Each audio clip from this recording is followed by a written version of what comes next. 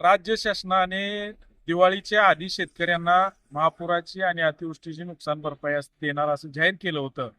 परंतु प्रत्यक्षात पंढरपूर तालुक्यातील आतापर्यंत महापूर बाधित शेतकऱ्यांना मदत पोचलेली नाही.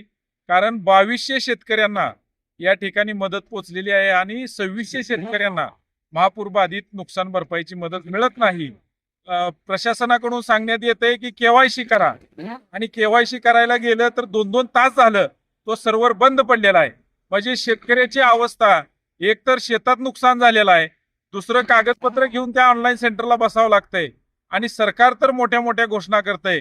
म्हणजे भीक नको पण कुत्रा आवर अशी अवस्था या सरकारच्या नुकसान भरपाईची झालेली आहे आणि याचा मी जाहीर निषेध करतो. आणि शेतकऱ्यांना दिवाळीच्या अगोदर कुठल्याही परिस्थितीत नुकसान भरपाई मिळाली पाहिजे, कोणतेही नियम अटी न लावता मिळाली पाहिजे. कारण शेतकऱ्यांचे सर्व रेकॉर्ड कृषी सन्मान निधी येतोय ते रेकॉर्ड प्रशासनाकडे आहे.